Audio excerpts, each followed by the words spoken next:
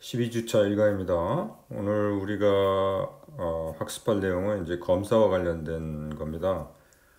검사는 제품이나 서비스 품질을 측정해서 합격 여부의 판정을 내리는 것을 말하고요. 이게 이제 이것도 통계적 품질 관리의 이제 한 분야가 되겠습니다. 또 일반적으로 이 검사는 뭐 이용 분야가 다양한 분야가 있긴 합니다만은 우리 제조업 분야에서 한번 보면요. 첫 번째는 자재 품질 검사가 있고요. 그 다음에 두 번째는 완제품의 이제 품질 검사가 있습니다. 그러니까 일반적으로 이제 왜 자재를 이제 공급받으면 그 자재의 품질을 이렇게 샘플을 뽑아보고 이제 검사를 해서 받을지 안 받을지를 결정하게 되죠. 그런데 이용되기도 하고, 그 다음에 완제품이 이제 만들어지면 이게 불량품이 이제 고객한테 전달되면 안 되기 때문에 그 전에 사전에 품질 검사를 이제 하게 되죠.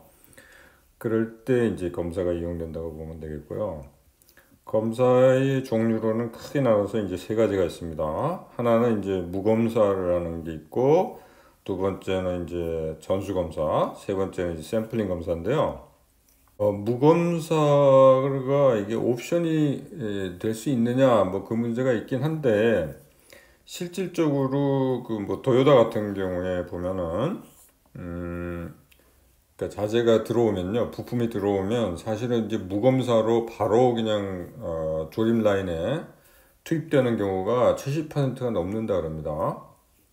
그러면 그 부품의 그런 품질은 어떻게 되는 거냐? 그거는 조립 라인에 이렇게 오기 전에, 그러니까 부품 공급업자가 그거를 검사를 하는 거예요. 그래서 도요타 자체에서는 이제 무검사로 그냥 바로 조립 라인에 투여되는 경우가 있습니다. 그 다음에 전수 검사는 이제 모든 걸 다 검사한다는 얘기 아닙니까? 그러면 이 전수 검사는 뭐 언제 이걸 하게 되느냐? 뭐 굉장히 중요한 경우, 그러니까 불량이 절대로 발생하면 안 되는 경우, 이런 경우에 이제 전수 검사를 하게 되겠죠. 근데 만약에 검사를 통해 가지고 그 검사하는 제품이나 부품이 만약에 망가진다면 이걸 할 수가 없죠. 그래서 일반적으로 우리가 이제 검사라고 얘기할 때는 샘플링 검사를 얘기하는 경우가 대부분입니다. 그러니까 표본을 뽑아보고 그 표본에 대해서 우리가 이제 특성을 알아보잖아요. 그런 다음에 그 전체에 대해서 이제 판정을 하는 거죠. 그래서 여기 얘기되어 있듯이 샘플링 검사는 로트에 대한 얘기는 조금 이따 하겠습니다. 로트로부터 샘플을 추출하여 측정하고 그 결과를 로트의 판정 기준과 비교하여 합격 여부를 판정하는 게 이제 샘플링 검사다, 이렇게 보면 되겠습니다.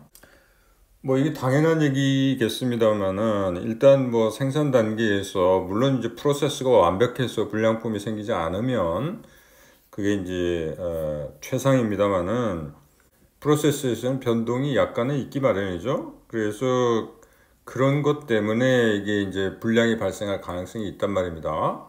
아무리 우리가 6시그마 수준이라 하더라도 결국은 100만 개를 생산하면 3.4개 정도의 불량이 생기지 않습니까? 근데 이제 그런 것들조차도 좀 걸러낼 수 있으면 걸러내는 것이 좋다는 거죠. 근데 여기서 여러분들이 한 가지 그 구분해야 될 용어가 있습니다. 불량이라는 용어가 있고요, 불일치라는 용어가 있어요. 그 두 가지를 구분을 해야 되는데, 불량이라는 거는 제품이나 서비스가 고객에게 받아들여질 수 없게 만드는 결함, 그게 이제 불량이고요. 불일치는 고객이 원하는 요구사항에 못 미친다는 것을 의미하는데, 일반인들한테는 이제 불량이냐 아니냐 이것이 중요하겠지만은, 그 일반적으로 이 품질과 관련된 사람들은 불일치에 더 신경을 많이 씁니다. 불일치라는 거는 아까도 얘기했듯이 고객이 원하는 요구사항에 못 미치는 것을 의미하거든요. 그래서 전문가들은 불량이라는 용어보다는 고객이 원하는 요구사항에 맞으면 일치, 아니면 불일치라는 용어를 주로 사용한다는 거고요. 품질관리자는 제품이 일치하는지를 결정하기 위해서 제품이나 서비스의 특성을 측정하고 고객이 요구하는 요구사항과 이제 비교를 주로 하게 됩니다. 그래서 이제 불량하고 불일치의 차이는 모든 분량은 제품이 고객이 원하는 요구사항에 일치하지 않는 것을 의미하지만 불일치는 항상 불량인 건 아니라는 거예요. 그래서 여기 예를 하나 들어놨습니다. 만약에 이제 컴퓨터 하드디스크가 뭐 이게 고장이 났다면 이건 불량이죠, 당연히. 그런데 고장이 안 났더라도 그 예를 들면은 성능이, 그죠? 하드디스크가 지금 작동은 하는데 그 성능이 요구하는 요구사항에 못 미치는 경우는 그 이제 불일치가 되겠죠? 우리가 이렇게 그러면 검사를 하는 이유가 뭐냐? 결국은 뭐냐면, 불량품이 이제 고객에게 가기 전에, 그죠? 그걸 차단하자는 의미가 있잖아요. 이것과 관련해서 이미 우리가 한번 얘기를 한 적이 있습니다만은, 품질 비용 이론에서 보면, 내적 실패 비용하고 외적 실패 비용이 있다 그랬죠? 그래서 내적 실패 비용이라는 거는 고객이 전달되기 전에 불량이 이제 발견되는 경우에 발생하는 비용인데, 이 경우에 뭐 재작업 비용이라든지 이런 것도 이제 여기 속하게 되겠습니다. 외적 실패 비용은 고객이 전달된 후에 불량이 발생할 경우에 이제 발생하는 그 비용인데, 이 경우에는 뭐 불편 관리 비용이랄지 이미지 손상과 관련된 비용 이런 것들이 포함된다고 보면 되겠습니다. 일반적으로 이제 외적 실패 비용이 내적 실패 비용보다 크다는 거죠. 그 얘기는 뭡니까? 결국은 고객에게 전달되기 전에 불량을 제거하는 게 이제 중요하다는 것이 되겠습니다. 일단 검사를 하려면 우리가 어떤 거에다가 우리가 관심을 두는지 미리 결정을 해야 되겠죠. 그래서 속성 데이터를 우리가 얻을지 수치 데이터를 얻을지 이거를 결정을 해야 되는 겁니다. 그래서 특성의 존재 여부 검사에 이용되는 데이터는 이제 속성 데이터고요. 불량인지 아닌지, 합격인지 아닌지, 좋은지 나쁜지 이런 데이터, 이게 이제 속성 데이터입니다. 그 다음 특성의 정도 측정에 이용되는 데이터는 수치 데이터고요. 길이, 무게, 온도, 시간 이런 것들과 같은 거 이런 것들이 포함되겠습니다. 그런데 이제 이 속성 데이터하고 수치 데이터가 서로 이게 전환이 가능해요. 실질적으로 우리가 이제 측정을 하는 거더라도 이건 이제 속성 데이터로도 변환이 가능해요. 예를 들면 길이를 잰다 그럽시다. 길이를 재는데 이걸 만약에 속성 데이터를 어떻게 변환을 하는 거냐? 그러니까 어떤 그 스펙이 있지 않겠습니까? 3 플러스 마이너스 뭐 얼마. 그러면 그 사이면은 합격이고 그 바깥에 나가면 불합격이다. 뭐 이런 식으로 우리가 변환이 가능하죠. 그 다음에 반대로 속성 데이터도 수치 데이터로 변환이 가능한데 뭐 예를 들면은 아름다움과 관련된 거는 뭐 예를 들면 5점 척도를 이용해 가지고 설문조사를 통해 가지고 점수화 시킬 수도 있죠.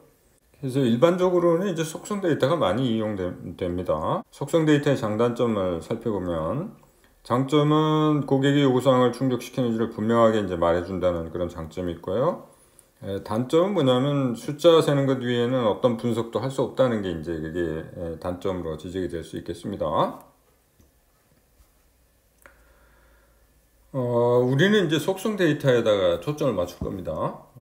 검사에 대해서 우리가 이제 본격적으로 알아보기 위해서는 일단 알아야 될 것이 있는데, 소비자 위험이라는 게 있고 생산자 위험이라는 게 있습니다.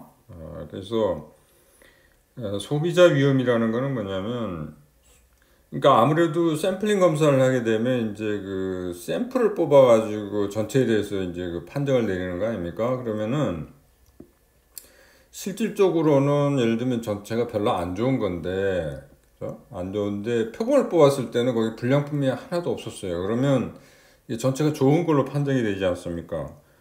그러면은 이게 이제 그걸 사용하는 입장에서는 좀 위험성을 가진다는 거죠. 그래서 소비자 위험이라는 게 바로 그런 겁니다. 소비자가 불량품을 수용하는 위험이 있다는 거죠. 이 샘플링 검사를 통해 가지고. 그래서 이거는 뭐 좀 전문적인 용어를 이용한다면 LTPD 이하의 품질을 갖는 로트가 합격 판정을 받을 확률, 이걸 소비자 위험이라고 보면 되겠는데, 이 LTPD라는 건 뭐냐면 구매자의 입장에서 불합격시키고 싶은 불합격 품질 수준을 의미합니다. 이 LTPD라는 용어가 지금 여러분들한테 굉장히 생소하겠지만 실질적으로 많이 이용되는 용어예요. 그래서 여러분들이 이걸 아셔야 됩니다. 그 다음에 생산자 위험이라는 거는 생산자 입장에서 보면 예를 들면 로트 전체가 괜찮은데 하필이면 표본 뽑았을 때 그 표본에 불량품이 너무 많이 섞여 있어가지고 그죠? 그래갖고 불합격이 당하면 생산자 입장에서는 조금 억울하잖아요. 그래서 이 생산자 위험이 바로 그런 위험을 의미합니다. 그러니까 생산자가 불량이 아닌 제품을 거부당할 위험. 이게 이제 생산자 위험이고요. 이 경우에 전문적인 용어를 이용한다면 AQL 이상의 품질을 갖는 로트가 불합격 판정을 받을 확률이라고 보면 되겠습니다. 여기서 말하는 AQL은 뭐냐면 구매자가 만족할 수 있는 합격 품질 수준입니다. LTPD나 AQL은 이건 많이 이용되는 이 샘플링 검사에서 많이 이용되는 용어입니다. 그래서 여러분들이 이거를 생소하다고 해서 이거를 등한시하지 말고 이걸 알고 있어야 됩니다. 소비자 위험하고 생산자 위험을 이 표로 한번 우리가 이해를 해본다면 소비자 위험은 로트 품질이 나쁜데 불구하고 로트가 합격되는 경우 그것에 해당되고요. 생산자 위험은 로트 품질이 좋은데도 불구하고 로트가 불합격되는 경우를 말한다고 보면 되겠습니다. 그리고 여기서 한 가지 여러분들이 이제 주의할 게 뭐냐면 AQL이 0.011이다 만약에 그러면 0.01보다 불량률 이 0.01은 이제 불량률을 의미하거든요. 그러면 불량률이 0.01보다 작거나 같은 경우에는 합격이 된다는 의미고요. 그리고 AQL 이상의 품질을 갖는다 얘기는 불량률이 AQL보다 낮다는 걸 의미합니다. 그러니까 AQL 이상의 품질을 갖는다는 것은 좋다는 거 아닙니까? 그죠? 그럼 불량률 면에서는 낮아야 되겠죠? 그걸 여러분들이 분명하게 알아야 될 것 같습니다. LTPD 이하의 품질을 갖는다는 의미는 LTPD보다 불량률이 높음을 의미합니다. 우리가 계속 아무 설명도 없이 로트라는 말을 사용을 해왔는데 로트의 의미는요. 공통적인 것을 가진 제품들로 구성되는데 동일한 기계에서 생산되거나 동일한 작업자에 의해서 생산되거나 동일한 자재 배치로 생산되거나 동시에 만들어진 것 이것들이 이제 포함되죠. 그러니까 보통 일반적으로 제조업 같으면은 예를 들면 기계를 작동을 시킨다 그러면은 작동한 후에 일정 기간 동안 생산이 이루어지잖아요. 그러면 그때 생산된 것 그 전체가 이제 로트가 되는 거죠. 그런 식으로 이해를 하시면 되겠습니다. 자, 검사에서 굉장히 중요한 게 뭐냐면 검사 방법 선정하는 게 굉장히 중요하거든요. 일반적으로 이미 말씀드렸다시피 무검사, 전수검사, 샘플링 검사가 있는데 이 중에서 우리가 이제 선택하는 게 이제 주로 이제 샘플링 검사라고 그랬죠. 근데 뭐 어떤 거를 택할지 이거는 사실 굉장히 여러 가지를 이제 고려해서 검토를 해야 되는 겁니다. 일반적으로 우리가 고려해야 될 것이 몇 가지가 있는데요. 그거를 한번 살펴보면 수용 가능한 품질 수준 이거에 따라서도 우리가 이제 검사 방법 선정하는 게 좀 달라진다는 겁니다. 그래서 고객들이 요구하는 품질 수준이 낮을수록 검사 프로세스는 더 철저해야 되겠죠. AQL이라는 게 뭐라 그랬습니까? 그러니까 그 받아들일 수 있는 불량률이거든요. 그러니까 불량률 수준이 낮으면 낮을수록 프로세스는 이제 더 철저하게 그게 불량률이 낮다는 걸 의미하거든요. 그래서 그 프로세스는 더 철저하게 검사가 이루어져야 되겠죠. 그 다음이 프로세스의 변동성입니다. 그러니까 프로세스가 변동성이 만약에 크다면은 거기서 이제 불량이 발생할 확률이 높잖아요. 그러면 검사를 좀 철저하게 해야 되겠죠. 근데 변동성이 굉장히 낮다면은 검사 수준이 높을 필요가 없겠죠. 왜냐하면 거기 불량이 발생할 확률이 낮으니까요. 그 다음에 세 번째가 이제 제품 검사 비용입니다. 그러니까 검사 비용이 비싸면은 그죠? 검사를 많이 할 수가 없죠. 비용이 많이 드니까 그 얘기고요. 그 다음에 불량품 반품 비용. 그러니까 반품 비용이 이게 만약에 많이 들면은 이 불량품을 보내면 안 되잖아요. 그러면 그러기 위해서는 이제 검사를 좀 철저하게 해야 되겠죠. 그 다음에 제품의 가치. 제품의 가치가 높을수록 검사를 더 철저하게 해야 되겠고요. 그 다음에 검사가 오류를 탐지 못할 확률도 이게 영향을 미치는데, 그 오류를 탐지 못할 경우 비용이 매우 클 경우에는 검사 수준을 높일 필요가 있겠죠.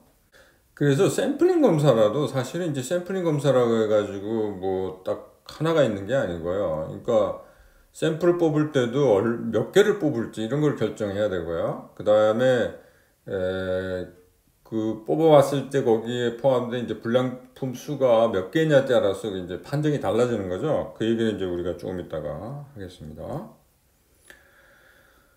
무검사와 전수검사에 대해서 우리가 조금 생각을 해보면, 무검사를 선택할 때도 있다는 겁니다. 그러니까 생산 프로세스가 아주 우수하거나 불량품이 나올 가능성이 거의 없는 경우, 우리 지난 시간에 얘기한 뭐 공정 능력 지수라는 거를 우리가 얘기한 적이 있죠. 그 공정 능력 지수가 3이나 4 정도가 되면 거의 불량이 발생하지 않는 수준이거든요. 그러면은 굳이 이제 검사를 할 필요가 없다는 거죠. 그리고 또 불량품을 찾아야 할 경제적인 이유가 없는 경우, 이 경우에도 우리가 검사를 할 필요가 없겠습니다. 전수검사가 필요한 경우는 제품이나 부품의 중요성이 매우 높은 경우, 그 다음에 불량품이 통과될 경우에 발생하는 실패 비용이 너무 큰 경우, 이럴 경우에는 이제 전수검사를 해야 되겠죠. 그러니까 뭐 예를 들어 우주선과 관련된 부품들이다 그러면 이 부품들은 굉장히 중요하잖아요. 그러면은 전수검사 같은 걸 많이 하게 되죠. 그 다음에 우리가 주로 택하는 게 이제 샘플링 검사입니다. 그래서 이 샘플링 검사는 그 로트 수용 샘플링이라는 용어를 쓰는데요. 이건 뭐냐면 샘플을 뽑아가지고 샘플을 검사한 다음에 그 전체 로트에 대해서 합격, 불합격 판정을 내리는 겁니다. 이게 이제 주로 이용되는 방법이에요. 그래서 그 원리는 뭐냐면 이게 이제 통계학에 그 기반을 두고 있습니다. 여러분들이 우리가 이 모집단 전체에 대해서 특성을 알아보려면 우리가 다 조사를 못 하잖아요. 비용하고 시간 이런 것 때문에. 그래서 이제 표본을 뽑아가지고 표본의 특성을 알아보죠. 그 다음에 그 특성을 가지고 표본의 특성을 가지고 이제 모집단의 특성에 대해서 이제 우리가 추론을 하게 됩니다. 그게 여기서 이용된다고 보면 되겠습니다.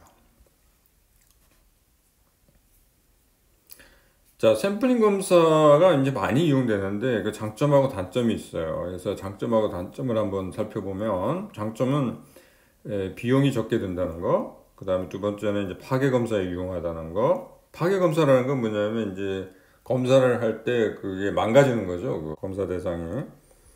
그러니까 검사를 하면 다 망가지기 때문에 나중에 이제 판매를 할 수가 없잖아요. 그러니까는 표본을 뽑아가지고 이제 검사하는 수밖에 없겠죠. 세 번째, 검사의 분량이 적으므로 제품 손상이 적고 소요 인력도 작다. 네 번째, 검사 오류가 작아진다. 다섯 번째, 샘플링 검사로 로트 전체에 대한 불합격 판정은 공급자의 품질 개선 동기를 부여한다. 네 번째, 검사 오류가 작아진다는 게 이게 무슨 뜻이냐면 사실은 전수 검사를 하면 여러분들이 100% 완벽하게 우리가 불량품을 가려낸다고 이렇게 생각할지 모르지만 실질적으로 이제 사람은 실수할 가능성이 있습니다. 실수할 확률이 있어요. 그러니까 사실 전수검사를 하더라도 인간의 실수로 인한 불량이 발생할 가능성이 있는 거죠. 그런 의미에서 여러분들 해석을 하면 되겠습니다. 샘플링 검사의 단점은요, 품질이 나쁜 로트를 합격시키거나 품질이 좋은 로트를 불합격시키는 위험. 아까 얘기했죠? 소비자 위험, 생산자 위험 얘기를 했는데 그 위험이 있다는 거고, 그 다음에 수입되는 제품이나 프로세스에 대한 정보의 양이 작다는 거, 전수검사에서는 필요 없는 로트 판정 절차에 대한 계획이 수립되어야 된다는 거. 이게 무슨 소린가 하면은 이제 그 우리가 표본을 뽑아보면 그 표본의 불량품이 몇 개면 몇 개 아래면 합격시킨다든지 뭐 이런 판정 기준이 만들어져야 되고, 그리고 기준을 한번 설정을 했더라도 이 설정된 그 기준을 계속 적용할지, 그죠?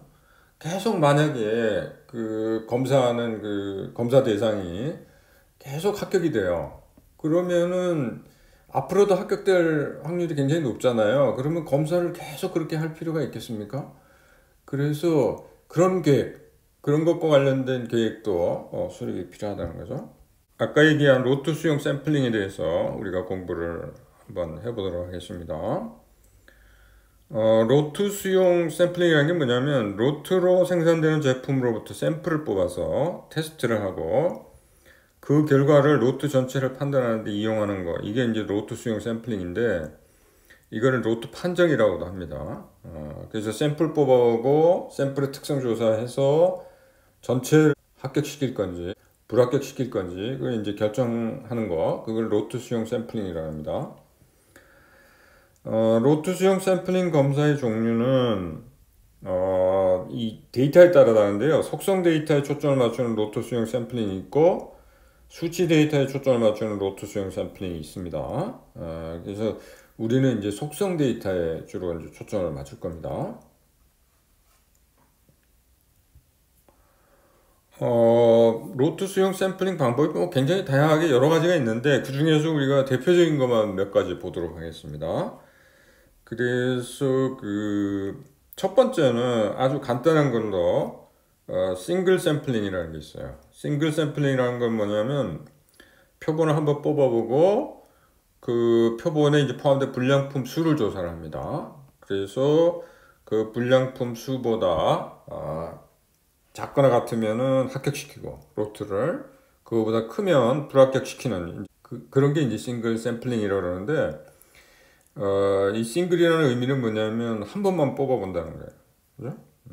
여기서 이제 결정해야 될 게 뭐냐면 샘플 크기. 그러니까 한 번 뽑아볼 때 몇 개를 뽑을지, 그 다음에 거기에 이제 포함된 불량품 수, 여기 이제 허용 불량품 수라고 되어 있습니다만 그 불량품 수보다 작거나 같으면 합격이고 크면 불합격인 그 기준이 있잖아요. 그걸 이제 결정하는 게 여기서 관건이 되겠습니다. 그걸 결정하는 게 뭐 아무렇게나 되는 게 아니고요. 그 여러 가지를 고려해서 결정이 됩니다. 그래서 뭐 로트 크기도 보고요. 그 다음에 AQL하고 LTPD 우리가 얘기한 거 있죠? 그거하고 생산자 위험, 소비자 위험 이런 거에 따라서 이게 달라지게 되거든요. 그 다음에 이제 두 번째가 더블 샘플링이라는 건데요. 여기 더블이라는 의미가 이제 두 번 아닙니까? 그죠? 두 번 샘플을 뽑는다는 건데, 이거 무조건 두 번 뽑는 건 아니고요. 여기 기준들에 의해서 이제 결정이 되는데, 여기 보시면 N1, N2, C1, C2라는 게 있죠? N1은 뭐냐면 1회 샘플의 샘플 크기고, N2는 두 번째 뽑을 때 샘플의 크기고, C1은 1회 샘플에서 허용된 불량품 수, C2는 1회와 2회 샘플을 합할 경우에 허용된 불량품 수가 되겠습니다. 그래서 한번 뽑습니다. 샘플을 일단 뽑아가지고 불량품 수가 C1보다 작거나 같을 경우에는 합격이 돼요. 근데 만약에 불량품 수가 C2보다 클 경우에는 불합격시켜요. 근데 이제 그 불량품 수가 C1하고 C2 사이일 때 어떻게 되느냐? 이때 이제 한 번 더 뽑는 겁니다. 샘플을 한 번 더 뽑아서 불량품 수를 알아본 뒤에 1회 샘플의 불량품 수와 2회 샘플의 불량품 수의 합이 C2보다 작거나 같을 경우에는 합격시키고 C2보다 클 경우에는 불합격시킵니다. 그러니까 좀 복잡하죠? 근데 요거의 이제 장점은 뭐냐면 싱글 샘플링보다 작은 크기 샘플을 뽑는다는 장점이 있고요. 더블 샘플링은 프로세스가 대부분 좋은 제품을 생산하는 경우에 적합한 방법이라는 거죠. 싱글 샘플링에 의해서 시간과 비용을 절감할 수 있고 실행하기가 더욱 복잡하고 검사 오류를 범할 기회를 증가시킨다는 그런 단점은 있습니다. 그 다음에 이제 세 번째 순차적 샘플링이라는 게 있는데 이건 좀 더 복잡한데요. 이거는 특정 로트로부터 제품을 하나씩 계속적으로 테스트를 하는 경우입니다. 그래서 테스트 시행할 때마다 그래프에 이제 타점을 하는데 X축이 이제 샘플 수예요. 근데 Y축이 이제 불량품 수입니다. 그래서 타점을 이제 해가지고 합격선하고 불합격선이라는 게 있어요. 그래서 그 합격선 아래쪽에 위치할 경우에는 로트 합격시키고 불합격선 위쪽에 위치할 경우에는 로트를 불합격시킵니다. 그러니까 사실 이제 이게 그림을 그리면 뭐 이런 식이 되는데요. 뭐 그림이 이렇게 됩니다. 보통 보면. 그래서 이게 샘플과 관련된 표본, 그죠? 표본 수고요. 이건 이제 불량품 수가 되겠습니다. 그래서 이게 이제 합격선이고 이게 불합격선이에요. 그죠? 그래서 샘플 뽑아가지고 이렇게 타점을 하는데 불량품 수가 몇 개인지 알아보는 거죠. 그래서 여기에 만약에 포함이 되게 되면 계속 이제 그 검사가 이루어지고요. 만약에 불량품 수가 합격선 아래로 떨어지면 이게 합격선이거든요. 합격선 아래로 떨어지면 이제 합격시키는 거고요. 로트를. 그 다음에 불합격선 위로 가게 되면 이게 불합격을 시키는 그런 경우가 해당되겠습니다. 그러면 이 선 결정하는 게 굉장히 중요하잖아요. 이게 이제 지금 아까 얘기한 뭐 AQL, LTPD나 생산자 위험, 소비자 위험 뭐 이런 거 고려해가지고 결정되는데 이거는 우리가 다룰 범위 바뀝니다. 그래서 하지는 않겠습니다. 그래서 뭐 이런 식으로 이제 진행되는 게 이게 순차적 샘플링이에요. 혹시 여러분들 옛날 책을 갖고 있으면은 이 부분이 약간 잘못되어 있거든요. 그래서 수정이 그때 첫 번째 이게 책이 나올 때 수정이 안 이루어져 가지고 약간 오류가 있습니다. 그래서 이거 확인을 꼭 하셔야 됩니다. 그래서 합격선 아래쪽에 위치할 경우로도 합격시키고 불합격선 위쪽에 위치할 경우로도 불합격시키고 이게 맞는 얘기입니다. 이게 약간 어떻게 잘못 표현이 되어 있어요. 그래서 여러분들 꼭 확인하시기 바랍니다. 순차적 샘플링의 장점은 평균적으로 샘플의 크기가 작다는 거고, 단점은 로트 간의 변동성을 전혀 고려하지 않는다는 게 이게 이제 단점으로 지적이 되고 있습니다.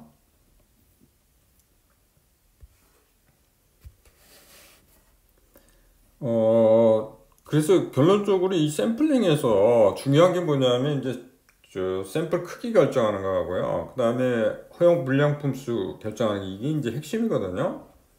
그러니까 도대체 몇 개를 뽑아봐야 되는지, 그 다음에 그 뽑아본 것 중에 불량품 몇 개 이하면은 합격시키는 거지. 이 기준 결정하는 거 이게 이제 중요하잖아요. 근데 사실 이제 요거는 표가 있어요. 사실 우리가 이제 표에서 이런 거를 찾아내는 건데 그거 보기 전에 원리를 조금 알아야 되지 않겠습니까? 그래서 원리를 조금 설명을 드리려고 합니다. 그래서 이 원리를 알기 위해서는 여러분들이 OC 곡선이라는 걸 알아야 돼요. OC 곡선이라는 거는 뭐냐면 Operating Characteristics 곡선인데요. 이 곡선은 로트의 불량률에 따른 로트가 합격하는 확률을 그래프로 나타낸 건데 뭐 모양은 이런 식으로 생겼습니다. 좀 복잡하죠. 그 X축이 불량률이고 그 다음에 Y축이 합격 확률이 되겠습니다. 그래서 샘플 크기하고 허용 불량품 수에 따라 결정되는 곡선인데 이 곡선을 알게 되면 특정 불량률을 가진 로트의 합격 확률을 알 수 있습니다. 그래서 예를 들면 샘플링 검사 방식에 N은 89, C는 2일 경우에 그 그래프가 이렇다는 겁니다. 그러니까 N하고 C에 따라서 이 그래프가 달라져요. 이거는 이제 N이 89, C가 2일 경우에 이런 그래프를 가지는데 만약에 이 경우에 이 그래프라면 불량률이 0.01을 가지면 그죠? 이 경우에 합격 확률은 0.74가 된다는 거죠. 그러니까 이 그래프를 알면 이걸 알 수 있다는 거예요. 그게 여기서 얘기입니다. 그러면 이 OC 곡선하고 이제 우리가 쭉 얘기한 게 AQL, LTPD, 뭐 소비자 위험, 생산자 위험 이것들 알아야 이제 N과 C가 결정된다 그랬잖아요. 그럼 OC 곡선하고 뭐 AQL, LTPD, 소비자 위험, 생산자 위험과의 관계를 우리가 알아봐야 되겠죠? 그래서 샘플링 검사 방식을 결정한다는 게 결국은 뭐냐? AQL, LTPD, 소비자 위험, 생산자 위험 이런 것들이 이제 결정되면 요거를 만족시키는 특정 N과 C 값을 가지는 OC 곡선을 찾는 게 되겠습니다. 자, 그러면 OC 곡선하고 AQL, LTPD, 소비자 위험, 생산자 위험과의 관계를 한번 살펴보면요. 만약에 AQL이 0.01이다. 여기 이제 퍼센트이기 때문에 0.01이죠. 0.01. LTPD는 0.06입니다. 그럼 AQL이 0.01일 경우에 이게 이제 생산자 입장에서 그죠? 로트가 좋은데도 불구하고 이게 불합격될 확률이 있다 그랬잖아요. 그죠? 자, AQL이 0.01일 때 합격 확률이 여기 아닙니까? 그죠? 요 부분인데 그럼 요만큼의 뭡니까? 불합격 확률이 있다는 거예요. 그죠? LTPD가 0.06일 때 이 경우에 이것도 LTP의 경우에 이게 소비자 위험이 있죠? 소비자 위험이라는 거는 뭐냐면 불합격돼야 되는데 이제 합격될 확률이 있다는 거죠. 그래서 요 부분 요만큼이 이제 그 불합격되어야 됨에도 합격될 확률 그만큼 있다는 거죠. 이게 소비자 위험을 의미합니다. 그래서 이 OC 곡선을 그죠? 이 AQL, LTPD, 소비자 위험, 생산자 위험 이런 게 이제 결정되면 이 OC 곡선이 이제 결정된다는 거예요. 거꾸로. 이제 사실 이제 표가 있어요. 그래서 우리가 이제 표를 볼 줄만 알면 되겠습니다. 그래서 만약에 생산자 위험이 0.05고 소비자 위험이 0.1이고요. 그 다음에 AQL이 0.01이고 LTPD가 0.06이다. 이 경우에 그러면 샘플링 검사 방식은 어떻게 결정되느냐? 일단 그 AQL이 0.01이 속한 곳을 찾습니다. 그래서 0.01은 이제 퍼센트로 표현돼 갖고 조금 그런데 요 구간에 포함이 되죠. 그 다음에 LTPD가 0.06이니까 요 구간에 이제 포함되겠습니다. 퍼센트지는 6이니까요. 그죠? 퍼센트지로 1이고 이 경우에는. 그래서 요 구간에 포함되죠. 그리고 이 표는 이제 알파가 0.05고 생산자 위험이 0.05고 소비자 위험이 0.1인 경우에 이제 표가 되겠습니다. 그러면 여기랑 요것이 만나는 부분을 보면 이렇게 되겠죠. 요 얘기는 뭐냐면 N이 80개를 뽑아야 된다는 거고, 그죠? 그 다음에 C는 2가 기준이 된다는 거예요. 그러니까 80개 뽑아가지고 불량품 수가 2개 이하면 합격이고 2개보다 더 크면은 불합격이고 이제 그런 경우가 되겠죠. 그러니까 이런 거 N하고 C 찾는 거는 여러분들이 이제 그 샘플링 검사표라는 게 있는데 거기서 찾으면 됩니다. 이때 이용되는 게 뭐냐면 생산자 위험도 알아야 되고 소비자 위험도 알아야 되고요. 그 다음에 AQL하고 LTPD를 알아야 되겠죠. 그러면 여러분들이 이걸 찾을 수 있다는 겁니다. 그래서 이 샘플링 검사표가 쭉 있어요, 그죠? 그것만 읽을 줄만 알면 되겠습니다, 여러분들. 이제 한국공업규격 KSA 3102에 이제 이게 있습니다. 그 다음에 여러분들이 또 하나 알아야 될 게 뭐냐면, 이런 이제 샘플링 검사를 통해가지고 이제 만약에 로트가 불합격이 되잖아요? 그런데 그 불합격이 되면은 그 로트를 다 폐기하는 건 아니죠. 어떻게 하냐면 불합격된 로트의 경우에는 이제 전수 검사를 실시하겠죠. 그래가지고 불량품을 찾아내고 그거를 이제 그 양품으로 이제 교체가 이루어지겠죠. 그 다음에 이제 그 로트는 일반 그 합격된 그 로트처럼 취급이 되겠죠. 그죠? 이렇게 하는 거를 교정계획이라고 그래요. 그래서 전수검사를 해서 교체가 이루어지는 로트의 경우에는 불량률이 0이 되고 합격된 로트의 경우에는 전수검사를 거치지 않았으니까 불량률은 유지가 되는 거죠. 합격은 비록 되었지만 그죠?